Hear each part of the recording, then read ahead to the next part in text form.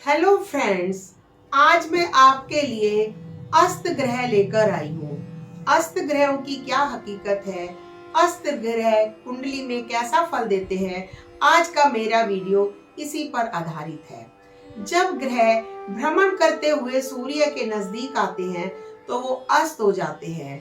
सूर्य के प्रकाश इतना अधिक है कि उसके नजदीक आने पर अन्य ग्रह अपना प्रकाश खो देते हैं। जब वो अपना प्रकाश खो देते हैं तो वो क्रांतिहीन हो जाते हैं। क्रांतिहीन ग्रह अपना वास्तविक फल देने की स्थिति में नहीं होते हैं। वो ना तो अच्छा फल देते हैं, ना ही वो बुरा फल देने की स्थिति में होते हैं। सूर्य से एक निश्चित दूरी होने पर ग्रह अस्त होते हैं। एक निश्चित दूरी होती है, जब ग्रह उस निश्चित दूरी पर आता है तो वह अस्त होना आरंभ कर देता है। सूर्य से यदि चंद्र की दूरी 12 डिग्री होती है तो वो अस्त होता है। इसी प्रकार मंगल 17 डिग्री पर अस्त होता है और बुध 14 डिग्री पर अस्त होता है।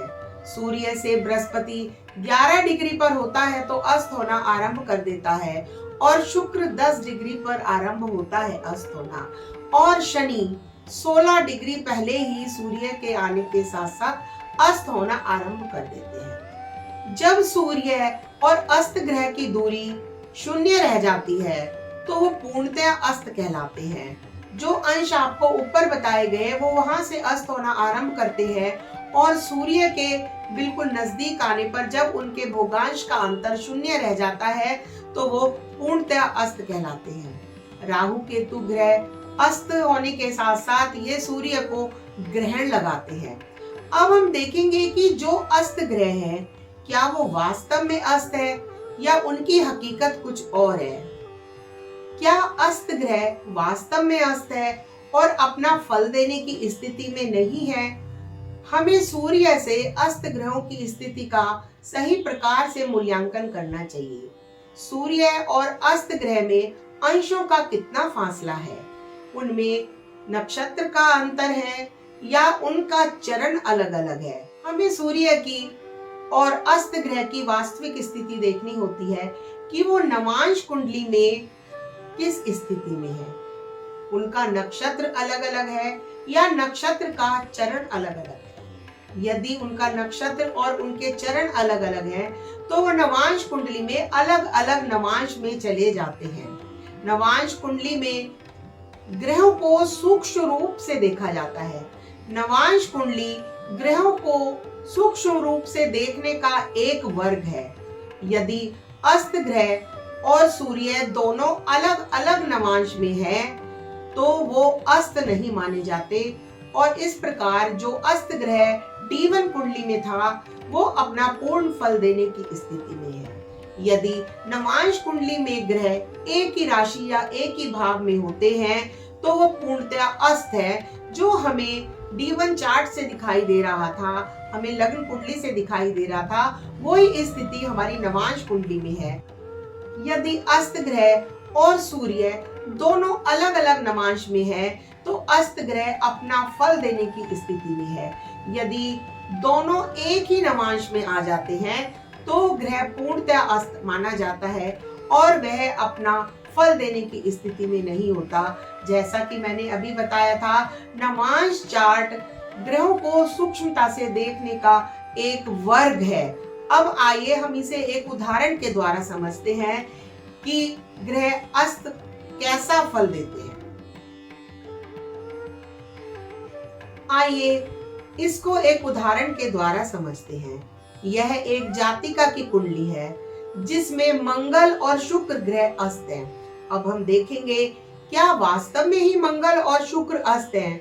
यह जानने के लिए हमें नवांश चार्ट का अध्ययन करना होगा। नवांश चार्ट में मंगल और शुक्र ग्रह दोनों सूर्य के साथ स्थित नहीं है। मंगल दूसरे भाव में कर्क राशि में स्थित है और शुक्र दशम भाव में मीन राशि में स्थित है।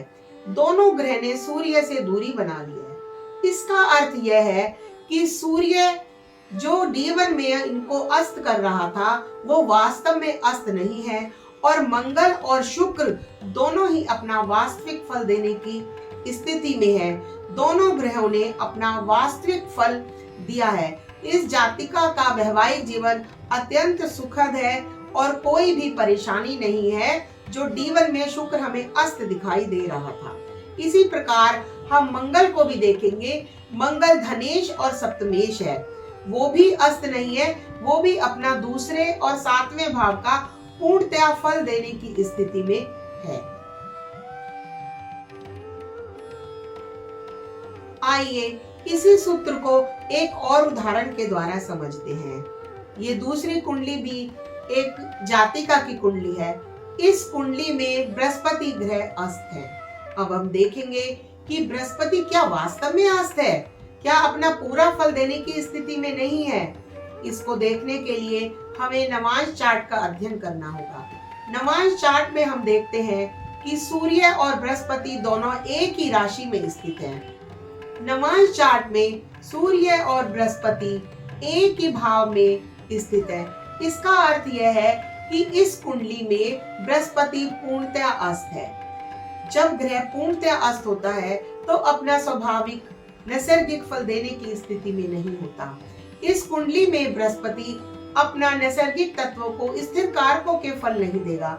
बृहस्पति विद्या का कारक और संतान का कारक है। जब वो पूर्णतया अस्त है तो बृहस्पति अपना शिक्षा और संतान को देने में असमर्थ है या उसमें परेशानियां पैदा करेगा। इस प्रकार हम देखते हैं कि यह सूत्र पूर्णतया काम करता है। जो ग्रह अस्त होते हैं और नवांश कुंडली में भी अस्त होते हैं, वो अपना फल नहीं देते हैं, और जो ग्रह नवांश कुंडली में अलग अलग हो जाते हैं सूर्य से, वो अपना फल देते हैं। दोस्तों, मेरी छोटी सी जानकारी ये आपको कैसी लगी? यदि ये जानकारी आपको अच्छी लगी और आपको फलित करने में सहायक बनेगी तो आप इस वीडियो को लाइक करें, शेयर करें और सब्सक्राइब करें। धन्यवाद।